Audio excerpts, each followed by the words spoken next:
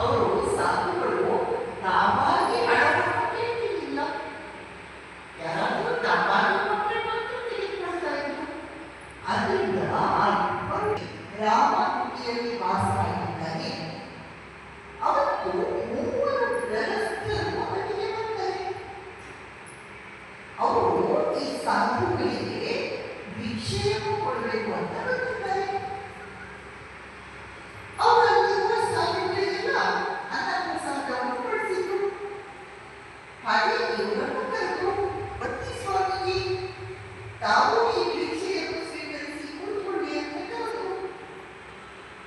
ಮಾತಿನ ನಡುವೆ ಆ ಮೂವರು ಗೃಹಸ್ಥರು ಹೇಳ್ತಾರೆ, ನಾವು ಅಮರನಾಥಿನಲ್ಲಿ ಹೊರಟಿದ್ದೇವೆ ಅಂತ ಹೇಳ್ತಾರೆ.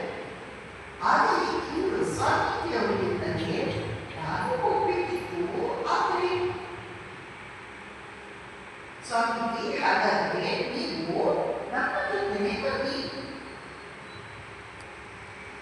ನೀವು ನಮ್ಮ ಜೊತೆ ಇದ್ದರೆ ಪ್ರತಿದಿನ ನಮಗೆ ಸತ್ಸಂಗ ಸಿಗುತ್ತೆ, ಭಗವದ್ ವಿಚಾರ ಚಿಂತನೆ ಮಾಡಬಹುದು. ದಯವಿಟ್ಟು ಹಾಗಾದ್ರೆ ನೀವು ನಮ್ಮ ಜೊತೆ ಬನ್ನಿ. ನಾವು ನಾಳೆ ಬೆಳಿಗ್ಗೆನೆ ಹೋಗ್ಬೇಕು ಅಂತ ಯೋಚಿಸ್ಬಿಟ್ಟಿದ್ದೇವೆ. ಇಲ್ಲಿಂದ ರಾವಣಗಿರಿಯಿಂದ ಬಾರಾಮುಲ್ಲಾ, ಶ್ರೀನಗರ ಅಲ್ಲಿವರೆಗೆ ನಾವು ವೆಹಿಕಲ್ ಕೂಡ ಬುಕ್ ಮಾಡಿದ್ದೇವೆ.